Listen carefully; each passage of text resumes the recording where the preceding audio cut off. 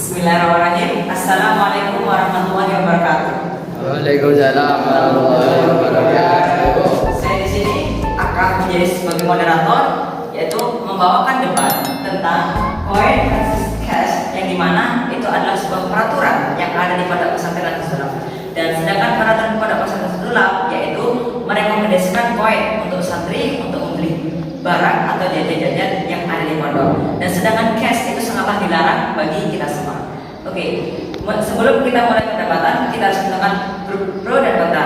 Pertama, yaitu silakan salah satu dari kelompok dari dua baris ini maju untuk berswing untuk menentukan siapa yang pro dan siapa yang kontra, atau siapa yang setuju apa yang tidak setuju.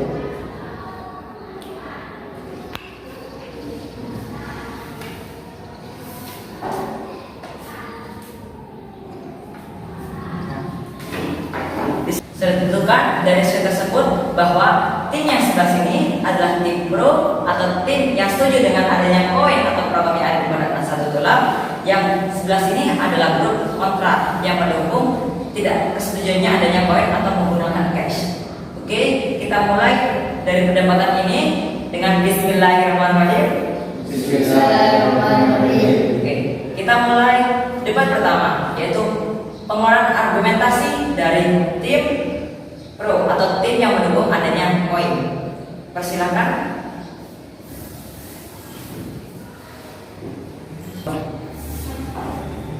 Bismillahirrahmanirrahim. Assalamualaikum warahmatullahi wabarakatuh. Perkenalkan, nama saya Farhanisa. Saya dari tim pro atau tim yang setuju dengan adanya koin. Kenapa saya setuju dengan adanya koin?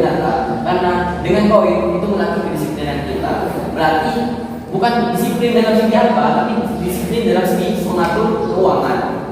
Ketika kita menggunakan cash, kita bisa saja menghabiskan satu hari menghabiskan uang 100.000 dalam waktu sehari. Tapi ketika kita sudah menggunakan koin, di situ sudah ditentukan bahwa limit 30.000 per 2 hari. Jadi kita bisa bisa menghemat uang kita yang semulanya kita dikirim 300.000 hanya habis dalam waktu 3 hari, kita bisa menghematnya. Bisa dalam waktu 20 hari, waktu 10 hari, itu kita bisa menghemat. Jadi itulah yang saya sebut dari koin. Karena kenapa? Karena mereka tidak akan kesulitan pada akhir bulan, yang mana di akhir bulan itu tidak ada pengiriman. Jadi mereka bisa menghemat dari waktu-waktu koin yang masih tersisa. Jadi jika mereka menggunakan cash, bisa saja mereka sudah menghabiskan koinnya pada 3 hari pertama atau 5 hari pertama. Mungkin cukup sekian dari saya. Assalamualaikum warahmatullahi wabarakatuh.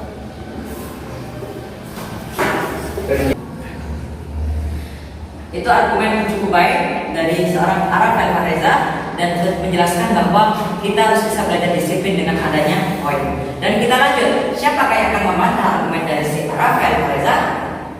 Saya persilahkan untuk tim kontra atau yang mendukung adanya cash. Saya persilahkan.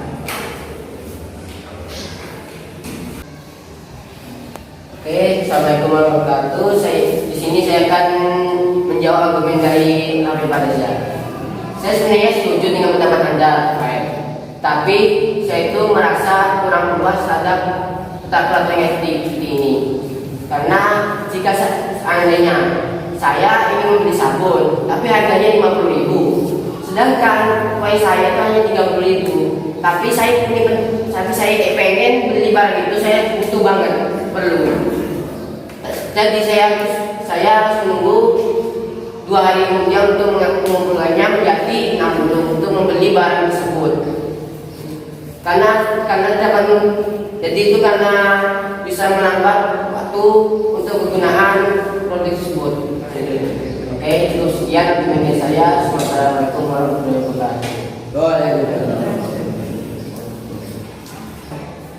Wow, cukup bagus sanggahan dari Gus Raul tentang pendapatnya bahwa dia tidak puas dikarenakan koin itu hanya terbatas. Jika dia perlu barang, maka dia harus mengumpulkan dengan waktu yang lama. Nah, kita lanjut ke tim pro, yaitu siapa yang akan menjaga argumennya Raul terkait dengan adanya koin ini. Dipersilakan.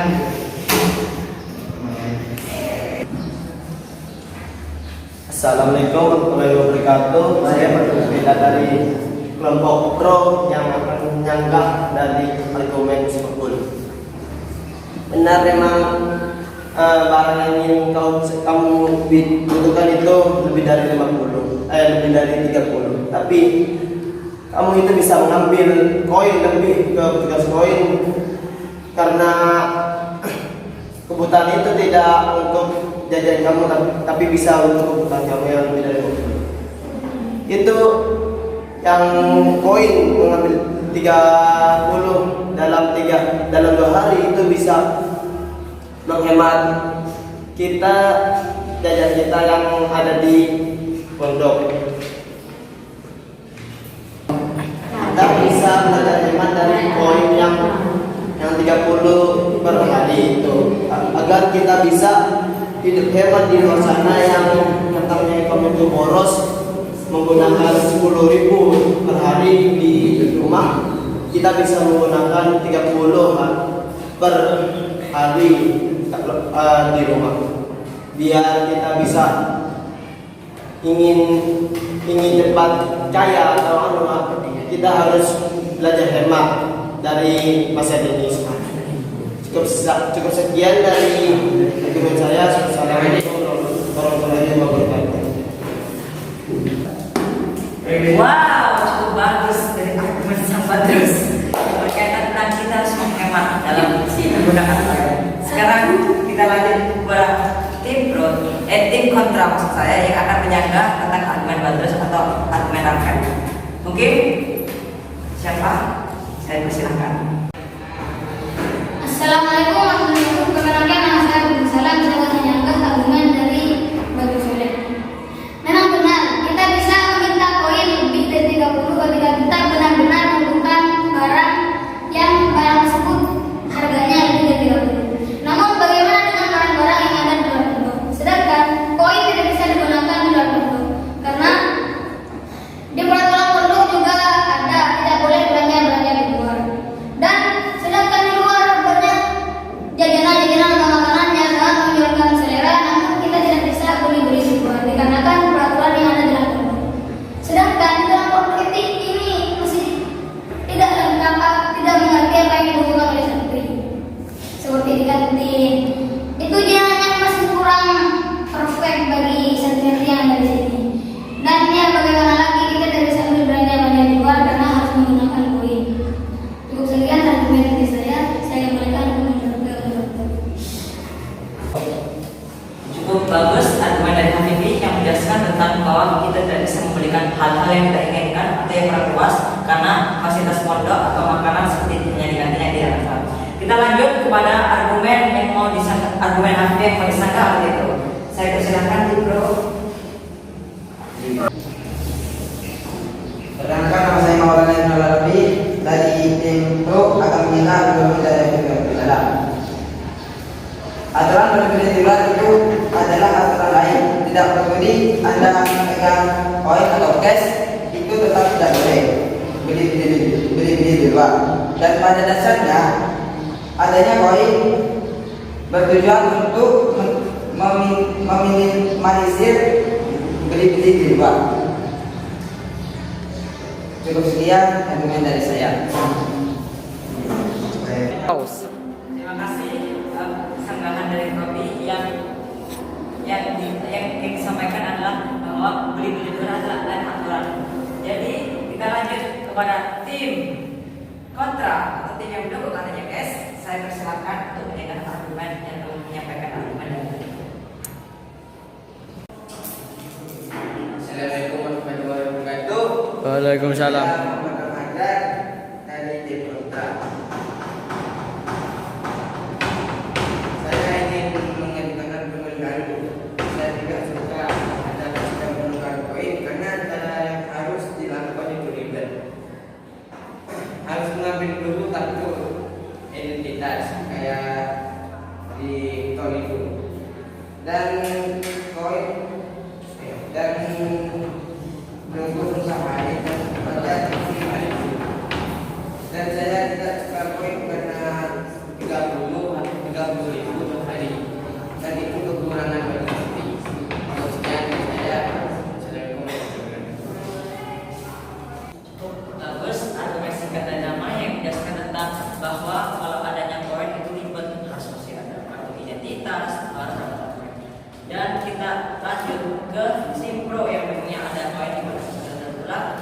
persilahkan salah satu dari peserta tim pro.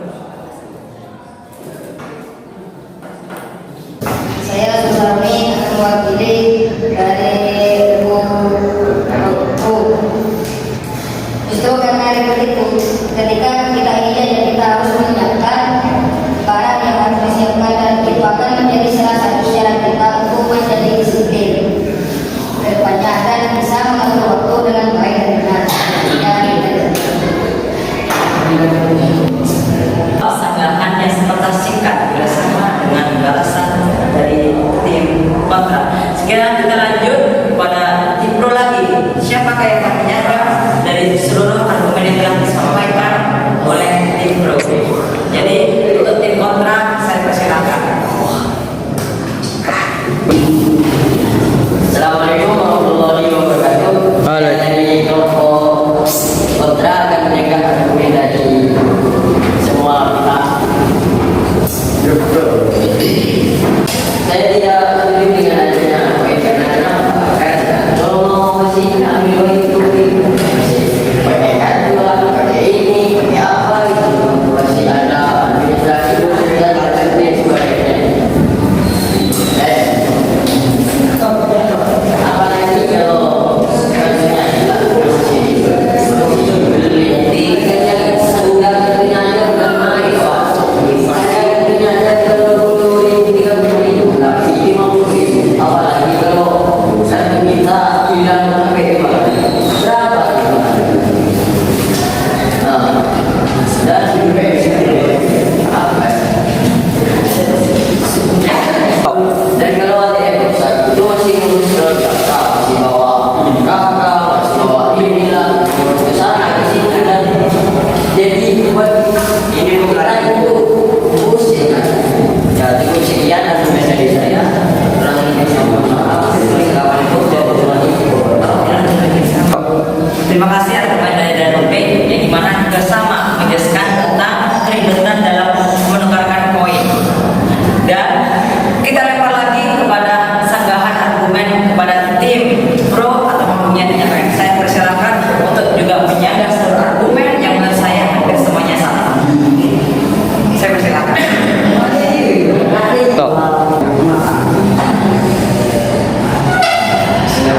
Assalamualaikum warahmatullahi wabarakatuh.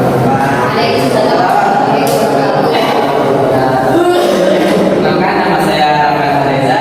Jadi saya kali ini tampil kedua kalinya setelah yang pertama saya mewakili dari Pro untuk menyampaikan argumen, dan sekarang saya akan menyampaikan argumen dari argumen.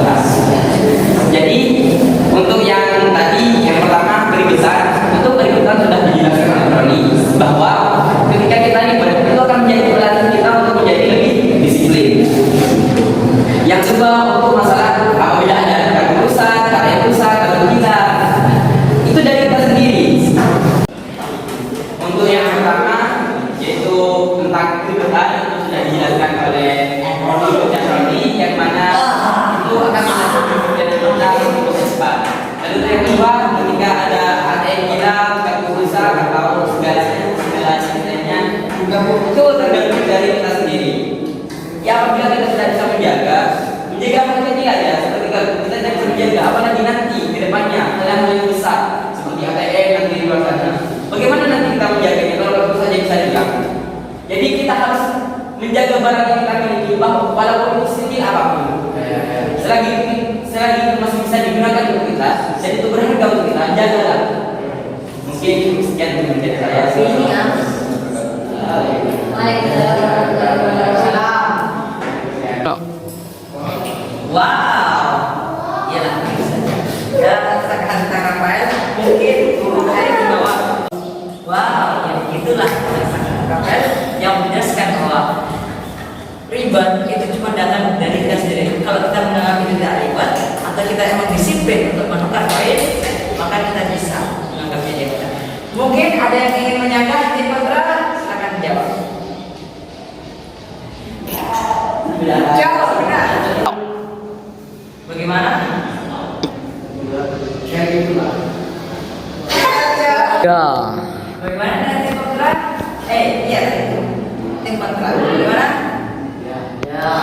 Dan saya persilahkan Dr. Kota untuk menyanggah sanggahan terakhir. Terima kasih.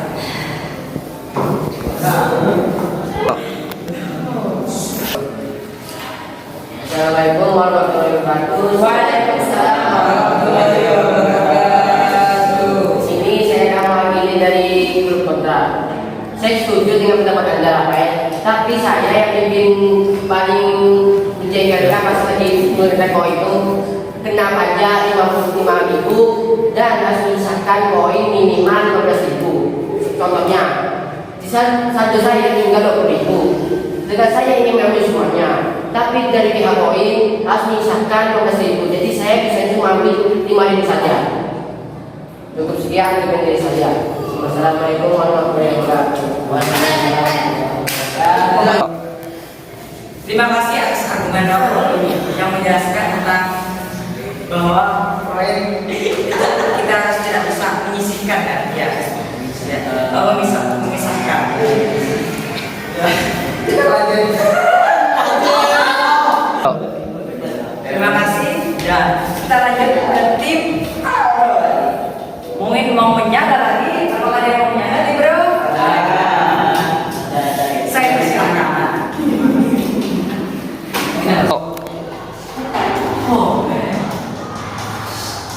Assalamualaikum warahmatullahi wabarakatuh. Waalaikumsalam warahmatullahi wabarakatuh. Jadi di sini saya ketiga kalinya mewakili grup O. Saya akan menyanggah argumen dari Surabul Kali. Jadi Anda tidak suka kepada koin karena Anda kena pajak 5.000. Nah, pajak itu berlaku. Jadi pajak itu berlaku ketika ada orang ingin mentransfer ke ATM kita, dan itu emang adalah aturan dasar pada ATM. Ketika kita memiliki ATM, ketika kita ingin mentransfer ke orang lain, kita harus dikenai pajak. Itulah dasar dari aturan menggunakan ATM. Jadi jika Anda tidak ingin terkena pajak, ya gak usah pakai ATM. Sebentar koin di sana nggak apa-apa. Kayak saya punya ATM di sana. Ini saya punya koin di sana. Mungkin itu dari saya. Assalamualaikum warahmatullahi wabarakatuh. Tiga. Wow, ini mematikan dari semua. Nah, sekarang yang menjelaskan bahwa ATM itu yang maksudkan memerlukan pajak itu ketika ada seorang yang transfer dengan salah satu ATM lain. Nah, kita lanjut. Apakah ATM-nya nggak lagi dari kontra? Nah, kalau begitu saya persilahkan untuk mematikan kembali intro ini atau menyanggah dengan argumen yang luar biasa. Saya persilahkan. Assalamualaikum warahmatullahi wabarakatuh. Saya sudah kembali menyampaikan ini.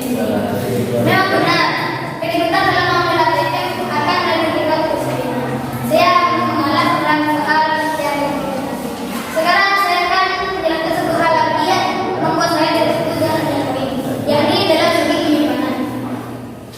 Karena kenapa saya tidak ada segi penyimpanan? Karena ketika kita sudah mengambil koin, ya kan bentuk dari koin tersebut berbentuk recekan. Jadi ketika kita sudah mengambil koin dan ditaruh dalam kantong kita, itu akan berbunyi dan itu akan menarik perhatian dari tim pencuri atau santri lain.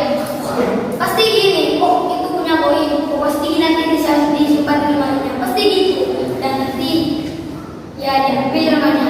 Sekarang itu rawan kehilangan koin. Bahkan ketika koin kan pasti tim maling kan tahu bahasa Maduranya ngurain.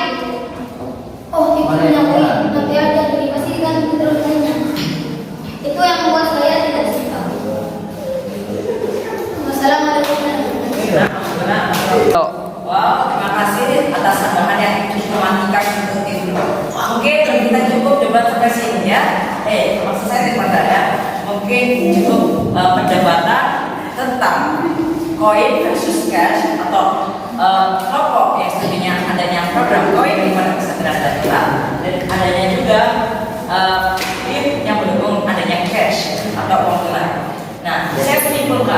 bahwa semua itu pasti ada kekurangan sendiriannya masing-masing. Lainnya cash. Kalau kita digunakan di pondok pesantren, tentu kalau tanpa ada pembatas, kita itu sangat boros. Bagi orang tua kita berpikir, apa yang dibeli anak kita ya? Pasti gitu. Ada yang sampai 1 juta kalau PS, ada juga yang banyak. Terus ada juga kekurangannya dari koin. Juga mudah untuk hilang. Ketika dibawa kemana-mana dan kita tidak tahu. Terkadang ketika koin itu jatuh, kita tidak bisa terjadi. Tiba-tiba koin proses hilang karena bentuknya kecil. Dan juga ada juga kelebihannya.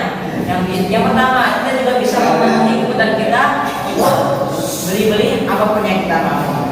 Dan kita juga bisa dengan adanya koin, bisa juga nyaman. Dan itu juga sama-sama berupa uang atau berupa nominal untuk membeli barang yang ada di toko. Nah, mungkin itu cukup kesimpulan dari seorang moderator. Terima kasih atas argumen-argumen. Mungkin tim telah bekerja sama